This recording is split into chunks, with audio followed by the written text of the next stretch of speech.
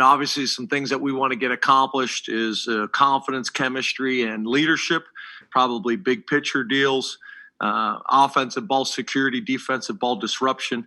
We always want to take time to teach situational football and go through that in detail so we're all on the same page. And then we really want to create, the way I describe it, a 2.5 deep on defense, a 2.5 deep on offense, and a 2.5 deep on special teams. So what I mean there is, say at defensive end, you got two positions. You really want to feel confident that you have 5 players that you feel really good about, a first team, a second team, and then, a 5th swing guy. That's really at the minimum of what you would want, pretty much at every position, especially, when you're talking about, a 2.5 deep, just so make sure everybody understood what I was talking about there. And that's offense, defense, and special teams. Academically, we've done some really good things. We had 29 student athletes earn academic All Big Ten in 2020. Had a team GPA of a 3.37. We had 86 guys with a 3.0 or higher, 37 guys with a 3.5 or higher, and we had 5 guys with a 4.0. So I want to continue building on that. From a physical standpoint, it's the biggest team that we have had. We're 4 pounds heavier than both the 2016 team and the 2020 team. Our team average weight is 241 pounds, essentially. We do have some positional changes I wanted to make you guys aware of. Sebastian Constantini from cornerback to safety. He's a guy that's really, doing some nice things for us. Got tremendous testing numbers. We feel like that's going to get him more reps in practice and hopefully a role on special teams as well. Zariah Fisher from linebacker to defensive end. We had recruited Zariah knowing that he could play linebacker, but also thinking that, he could be a swing guy based on his length and athleticism to defensive end. He's excited about that. We're excited about that. Alex Furmanek, who's had a great offseason, came in as a linebacker, has moved to defensive end, and now has moved to defensive tackle. Put up some crazy numbers in the weight room testing last week and continues to do well. We're really excited about him. And then Dominic DeLuca from safety to linebacker. Some of these positional changes could be short term. We'll revisit them after spring and summer camp. But again, that was an opportunity for Dom DeLuca, a guy that we're excited about.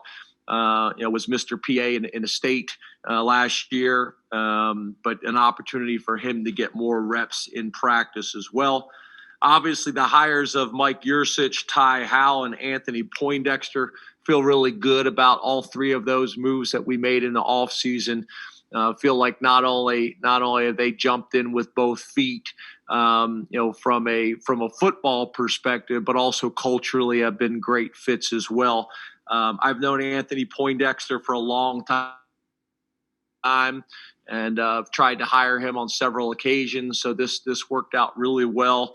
Mike Yursich, I think you guys know we've been involved, with Mike for the last couple of years. And then obviously, we were able to interview Ty Howell for over a year on our staff and been really impressed with him. With Ty, it kind of leads me into the next point. Is pretty cool right now that we got 6 lettermen, Penn State football lettermen on our staff with Terry Smith, Ty Howell, Deion Barnes, Wendy Laurent, Alan Zamitis, and Todd Kolka. So really cool. We got 6 of those guys in our program that can provide tremendous information and insight from a historical, from a tradition perspective. And excited about having those guys. So appreciate everybody's time. Again, excited about getting out there for the first day today. The weather's a little deceiving because the sun is bright and beautiful, but it's still a little bit chilly. But we're really looking forward to getting out there. Tyler Donahue, and then we will go to Bob Flanders. Good to see you. Thanks for coming. I'm doing well. How are you, man? Wanted to get into the quarterback room with Mike Yursich a bit. You mentioned hiring him. Big part of that is elevating that QB room. What have you seen through a couple months here? What is your anticipation for what can be accomplished back on the practice field? And what's the challenge, obstacle involved with only having 3 scholarship quarterbacks at this moment? Yeah, so Mike's done a nice job. Obviously, you look at his history, not only on offense, but to your question specifically at the quarterback position. So that was a big part of that. Obviously, 2 years ago, obviously won a lot of games with Sean. There was a lot of buzz and excitement about what he was doing, and we want to build on that. And then obviously, being able to evaluate, coach, and develop both Taekwon and Vayu is going to be important. I also think there's some opportunities as well for us to still kind of look into the transfer market, from a competition standpoint, from a depth standpoint, from a lot of different perspectives. But it's got to be the right fit. And it's got to make sense from a lot of different levels. But I know Mike's really excited about it. I know our student athletes are really excited about it. We've taken a very aggressive approach this whole off season. From what we're allowed to do from an NCAA and from a Big Ten perspective, and I expect us to go out and practice like a veteran team. We've been able to keep a lot of the terminology the same, in Penn State's offense and what we want to do moving forward. And I think that's helped us. So, we're in a good place. I expect us to practice really well, but I think obviously, come the end of spring, we'd like to have a pretty good idea of who our first team, second team, and third team quarterbacks are. And then also, what do we need to do, whether it's transfer portal or whatever it may be. Do we feel like we need to go out and bring another guy in? Because you'd like to be at 5 scholarship quarterbacks all the time. I think you can get away with 4. Three gets a little dicey. So we'll see how that goes, and we'll communicate all those things kind of throughout our program. Greg Pickle, Penn Live. Ben Jones, you're on deck. Hi, James. How you doing? Good, Greg. How are you? I'm doing well, thanks. Hey, I'm curious what your plans are for the blue-white game this year, if you'll have one, and if not, what you'll be able to get with that 15th practice if it's not a scrimmage like that. Yeah, I think there's some discussions right now going on with that at the university level, with our administration as well as the administration on campus in Old Main, and just making sure we're all on the same page. I think for us, our entire focus is on what can we do to best position us for next year. We want to try to be able to get back as close to normal as we possibly can for next season. And I think a lot of things are trending in that direction nationally as well as within our state. So that's kind of our focus from a football strictly perspective. The things that I'm most comfortable speaking on, we will, on our Fridays and Saturday practices, we will scrimmage. We will, get those opportunities. In some ways, a final practice or final scrimmage, however you want to put it. A lot of times, those things in such a public setting like that are pretty vanilla. This would allow us to have, a true 15th practice where we're putting everything out there from an evaluation standpoint as well. But there's still some conversations that are still being worked through, and we hope to make an announcement here sooner rather than later. From a football perspective, from an athletic department perspective, and then obviously always aligned with President Barron and Old Main. So we'll wait till that's announced from that perspective. Ben Jones, statecollege.com. T. Frank, you're on deck. Hey, James. How's it going? Good, Ben. How are you? Good. You've got 6 guys on staff that are either in their first or second year with you. Coming off the season that you had, how do you kind of balance having your finger on the pulse of all those different rooms without over-managing at the same time? Yeah, I think for me, I've always been pretty upfront that, I am going to have my fingers all over things and be a micromanager early on. I don't want to be. So once I'm comfortable that those rooms are being run, or those areas are being run the way we need them to be run, then I step away But early on, I want to make sure that I understand what's going on and that they understand, my perspective as well. And then also culturally how we do things here at Penn State.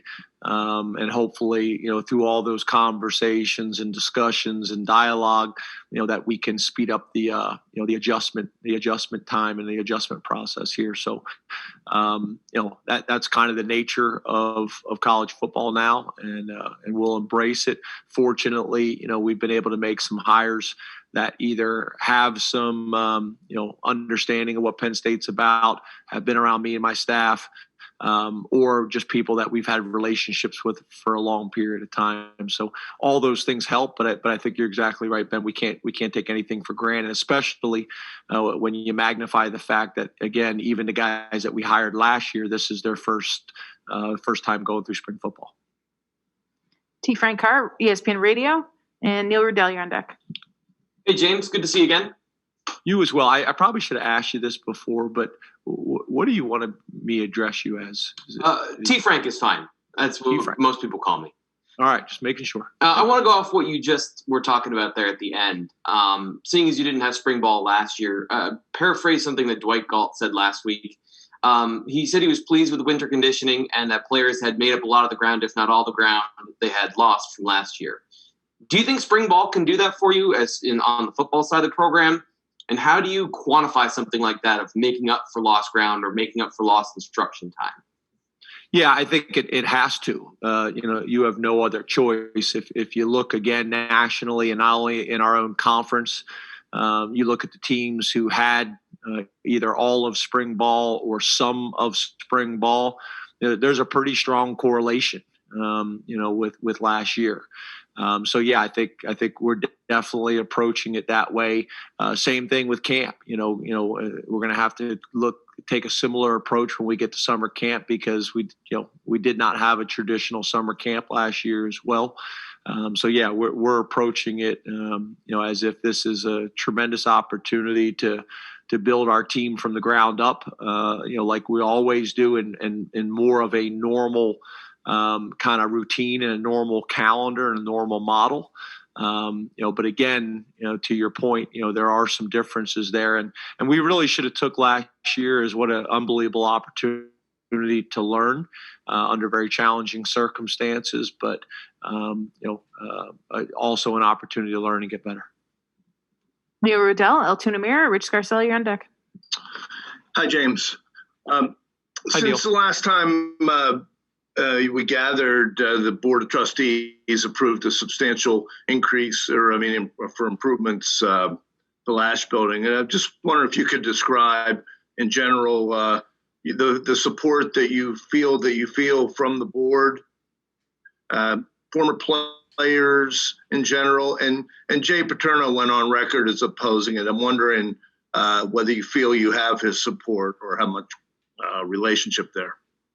Yep. I'm really excited about practice today, for spring ball. We're excited about that. We continue to, make strides, from a facility standpoint and all the things that we feel like we need to do to continue building Penn State football and what Penn State football means to the community and what Penn State football means to the athletic department and the university as a whole. And the support has been great. Obviously, the decision to keep the project moving forward was great. I think the other thing, obviously, is this was voted and approved upon, I think, over a year ago. So it's great that we can continue making progress. And again, we're excited about getting out for spring ball practice today, and that's where our focus is. And, looking forward to, continue making progress really in every area, academically, athletically, socially, in every single area, we need to continue to compete. Rich Scarcella, Reading Eagle, Donnie Collins, you're on deck. Hi, James. How are you today? I'm all Good, right. Rich. How are you? Hey, two-parter. One, Dwight Gall last week was talking about last season about how motivated guys are. How motivated, how hungry did last season leave you? And secondly, will Noah Cain be able to practice this spring? Yep. So with Noah, we think probably a second half of spring ball we'll get some work out of him. It's hard to predict how much. Obviously a lot can change over a 3-4 week period of time. So we'll see. I was out there, doing my old man workout, walking around campus and then around the practice facility, and saw him out there, with our trainers doing rehab and things like that. So we fully expect him back. When that is hard to say, Rich. The first part of your question, I lost my train of thought. We're working on it. Go ahead, Rich. Rich is muted still. How about now? I got you. Okay. Sorry about that. I said Dwight last week talked about guys being motivated. Oh, yeah. How did last season leave you? How motivated, how hungry did last season? Yeah, I think in general, I'm always raring to go and really motivated. I think obviously last year, was an unbelievable opportunity to grow and learn and be challenged in a way that we've never been challenged before. With how the season went, with some of the off the field things that we were dealing with, from a flexibility standpoint, just a change of normal routine. So, in any situation, whether it's positive or whether it's adversity, you gotta grow from it and you gotta learn from it. And for me, I probably grew as much both personally and professionally as I have in 26 years of doing this. And that's how, to me, you should approach it every single year. There's tremendous lessons to be learned last year. You have to take the time to think about them, to study them, to be very honest with yourself and transparent. Same thing with the coaches and the staff and the players. We all have to do that. So I think people are really motivated, but for me, I wouldn't necessarily say it's a chip on the shoulder or anything like that. But there was tremendous lessons to be learned, and I look forward to taking all the success that we've had over the 9 previous years, and then also the challenges and adversity that was brought forth last year, and taking all those experiences and holistically, getting better, and using them to take the next step here at Penn State football, and today's one of those steps. Donnie Collins, Scranton Times Tribune. Audrey, you're on deck. Hey, James, good to see you again. You as well. What do you feel you need to see out of Christian and Taekwon this spring? And you mentioned earlier finding a fit at the position in the transfer portal. How difficult is that to find a quote unquote fit at the quarterback spot? Well, I think it's challenging. I think first of all, we want to see Taekwon and Christian. We want to feel like that we could put those guys in a game and win with them, based on what they do in practice. And there's still a lot of time between now and next season for them to do that. So that's going to be the emphasis in meetings and in practices and in scrimmages and those types of things. You just want to see them, taking steps every single day in how they go about their business. And then, again, from a transfer portal standpoint, again, it's about going out and finding a guy that can come in and compete and has some experience. And again, we'll see how that goes, but we're open to the topic and we're open to discussing it. But we got to make sure that we're bringing the right person in here. Not only from an academic fit, but from a cultural fit, and also, from a competitive perspective as well. So we're not just going to bring somebody in to bring somebody in. We got to make sure that it all makes sense and everything's been communicated and understood. Audrey Snyder, The Athletic. Corey Geiger, you're on deck. Hey, James, staying with the quarterbacks there. Do you anticipate Taekwon getting any first-team reps this spring just because he hasn't had that experience, maybe if it's a day off for Sean or something like that? Or how do you kind of envision that playing out this spring? Yeah, we want to get, all those guys, reps. It's all going to be based on how practice goes. If somebody puts themselves in a position to earn more reps, with whatever group it is, then we'll look at that. But right now we just want those guys all to go out there and have a chance to get better and build their own confidence, but also build the confidence in the coaching staff and their teammates, that they're ready, when their number is called. But we'll see how that plays out. For me to sit here and say who's going to get reps with what group, we'll just see how that plays out. It's all going to be based on production, and progress that the guys are making on the field and in the meetings. Corey Geiger, Nittany Sports Now. Joe Giuliano, you're on deck. Hey, good afternoon, James. Hey, Corey. I'm hoping you can indulge me here because basketball is in the news today. Football obviously brings in a great deal of money for Penn State.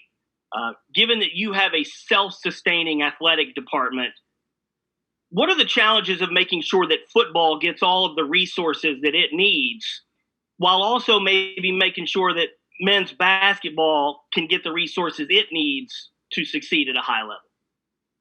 Yeah, I can't speak on other sports and those types of things.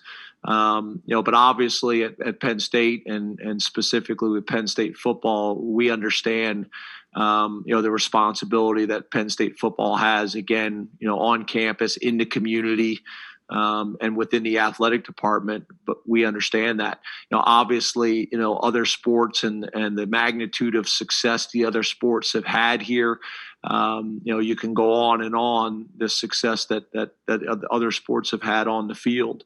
We're all in this thing together, so obviously the more programs that have an opportunity to be successful at Penn State, we want to feel like that we help in that, and that we play our role and play our part in that.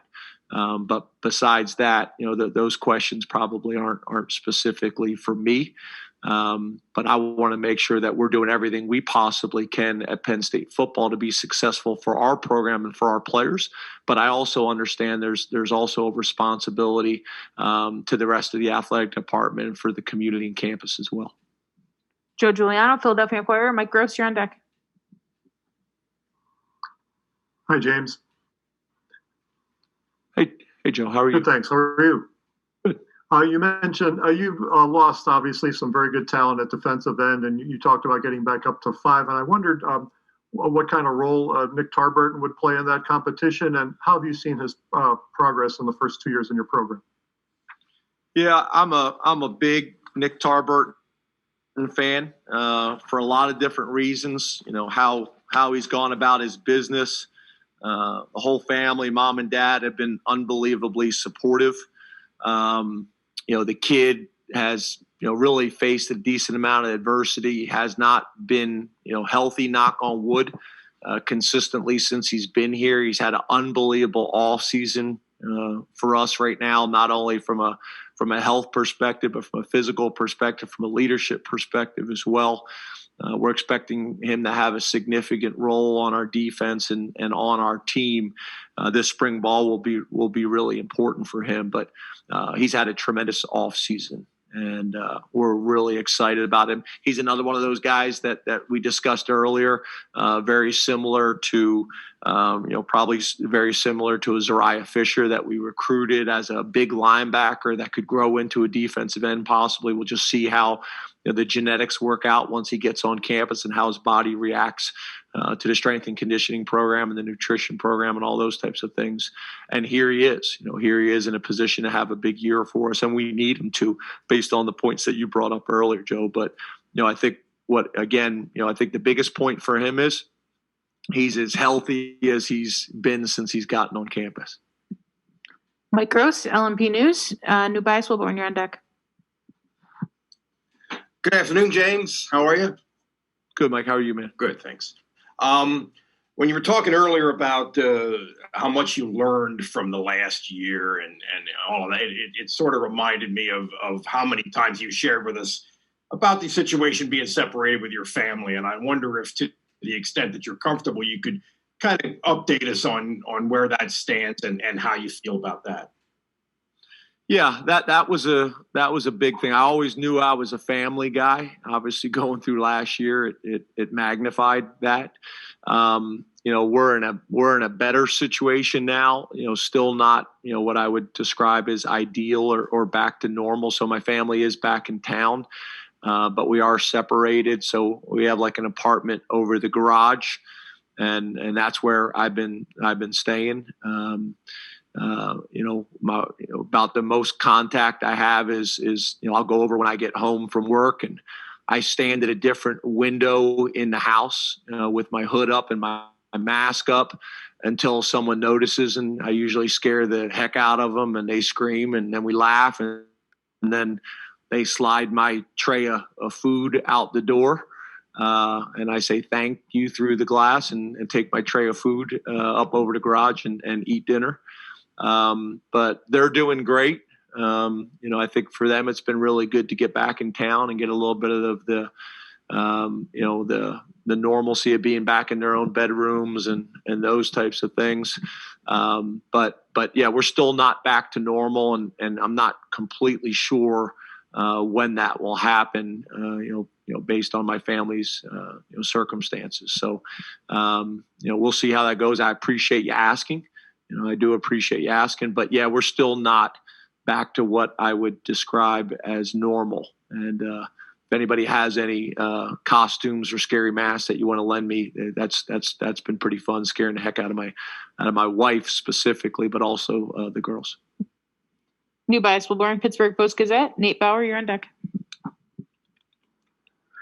James, what's it like to now? How you doing, man? By the way, man, good to see you as always. Hope we get to meet in person one day. But what's it like now not being the only one of 31 on campus with the new coaching hire, and you're also one of very few programs that has a African American head coach at basketball and football. What does all that mean to you? Well, has it been announced yet, Nabais? Yes. Well. You're saying yes, and it's been reported. I'm looking at Chris Peterson, and Chris Peterson's going no. Okay, but I get it. Yeah. I obviously won't speak on the hire yet at this stage, but I think most importantly, Tobias, being able to hire the most qualified person, for Penn State and going through a broad, search. And I've had some conversations with Sandy about it. And I know that's what was important to them is to have a diverse, broad, comprehensive search. And then at the end of the day, hire the best person available. And then for me, if that person happens to be a person of color, then hopefully I can provide some perspective of what it's going to be like for them, what the town's like, the school, being at Penn State, all those things. I want to be a resource, obviously. And then I think it's great for the student athletes. I think it's great for the university as a whole. I know how important diversity is to President Barron and the administration. So if it happens to play out that way, then great. But ultimately, it's about hiring the best person for Penn State to help our basketball program take the next step. And back to the question that we had earlier, about how great is it going to be when football and basketball are both competing at an extremely high level and have an opportunity to make a significant impact in the community, on the economy, both in town with the hotels and restaurants, and the same thing on our campus as well, and specifically in our athletic department. So whoever is hired, I look forward to partnering with them and helping them in any way I possibly can. No different than Russ Rose has done with me, or Erica Walsh has done with me, or Kale, or so on and so forth.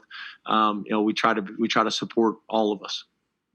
Nate Bauer, Blue White Illustrated. Frank Bonanni, you're on deck. Hey, James. I have kind of a two-part question for you. The first is the progress or the development of last year's true freshman class, where you kind of feel like they are. You expressed some concern about their experience being under these different circumstances, and then whether or not anything that you learned about how you handled them has been applicable to the early enrollees that you currently have on campus?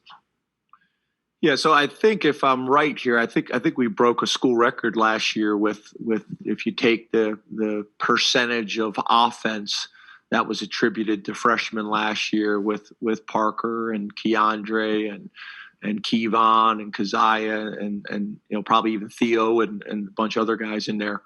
So we got to continue to build on that. Obviously there was a lot of things that went into last season that affected that. And obviously, we need to benefit from that experience this year. On top of that, we seem to be having more and more of these high school recruits that are planning on coming at mid-semester. So we got a large number of guys that came in at mid-semester, whether they're high school recruits or whether they're transfers or whatever it may be. So we got a youth-filled roster, but a much more experienced roster that we're depending on this year compared to last year. So I think it's going to be interesting to watch these guys take the next step this spring ball, and then be able to get feedback from their coaches as well as me about what they need to do over the summer to continue to progress and grow. And for us, again, back to that 2.5 deep of figuring out how many of these guys that just got here, that came in early or are returning from next year, are going to factor into that discussion. And then there's going to be a couple guys that, maybe this spring they're a little bit overwhelmed their first time on campus, but it will still lay a foundation to allow them to compete during summer camp. Based on going through this experience, so we'll see. It should be interesting. It should be fun, and we look forward to evaluating them. Frank Bodani, York Daily Record. John Petishnak. Hi, good afternoon, James. Sean Clifford, such a drastic scenario of seasons from 19 to 20. Can you glean anything from the off season, from how he handled the end of last year, as to what you're getting from him coming into this spring? Maybe how he's grown, anything different that stands out to you about his situation? Yeah, so a couple things. I think, first of all, Sean's always been extremely driven, extremely motivated, and competitive.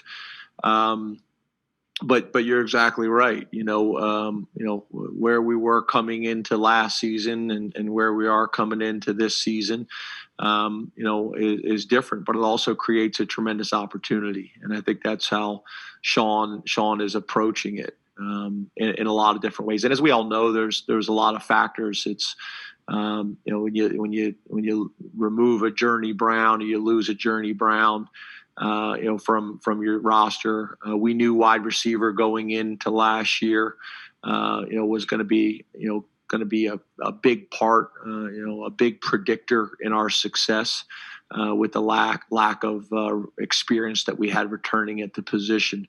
All those things factored in, a change in offense, all those things. So I think Sean's motivated, but he's always motivated. He's a guy that prepares at an extremely high level. It's very, very important to him, and he's extremely competitive. I know, Coach.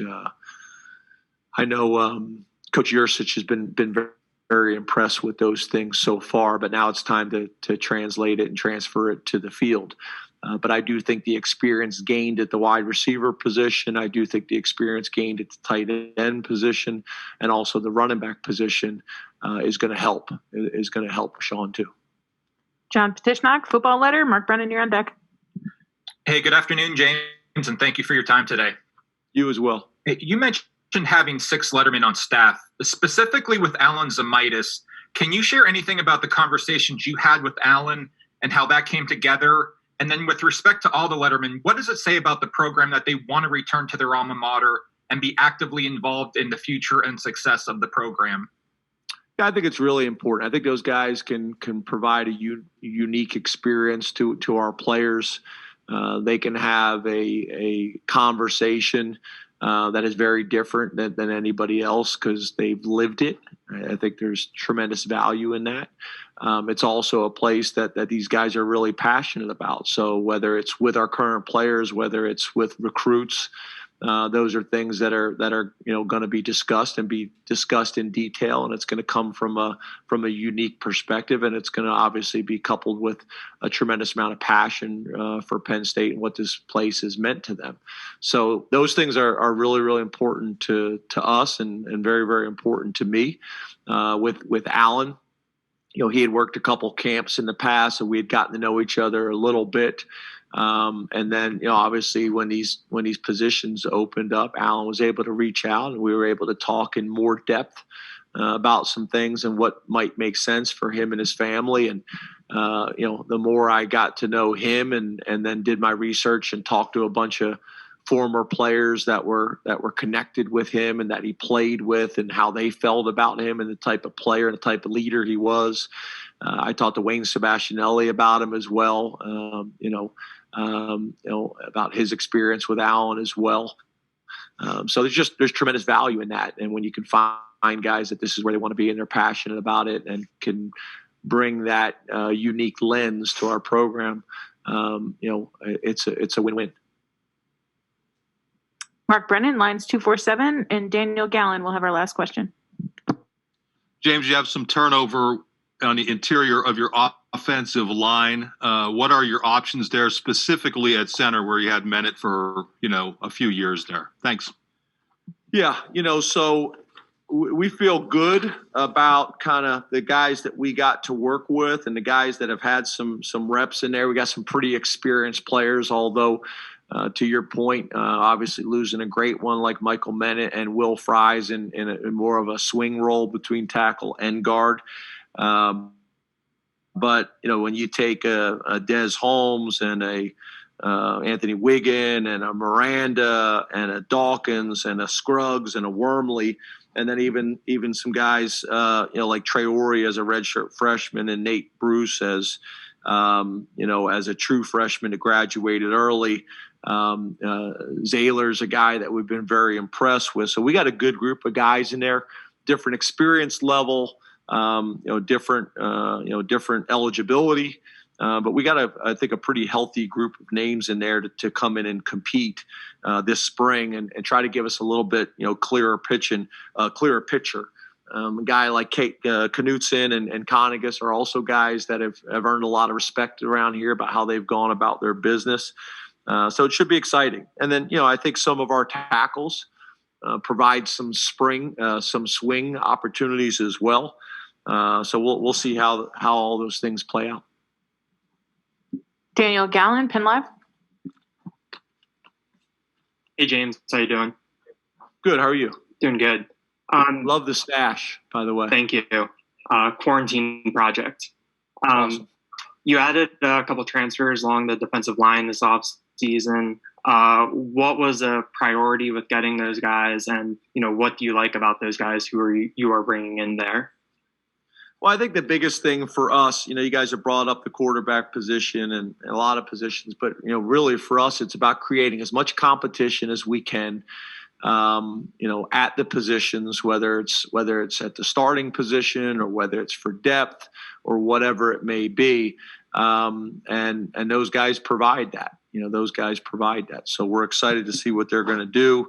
Obviously, we call him AK, Ebikidi, at defensive end and Tangelo at defensive tackle and seeing what those guys are going to be able to do from a competitive standpoint at both D tackle and defensive end, and then Johnny Dixon obviously in the secondary as well. So so far so good. Those guys have been extremely impressive in winter workouts and in the weight room. It's also interesting to talk to them about them comparing and contrasting to the programs that they've come from in terms of just how we do things, in terms of the winter workouts, in terms of strength and conditioning and all those types of things. But we think all three of those guys are going to have an opportunity to compete and compete at a high level for us. And we'll continue to look at that, nationally, across the board if we can find some guys that make sense for us to bring in at a number of different positions.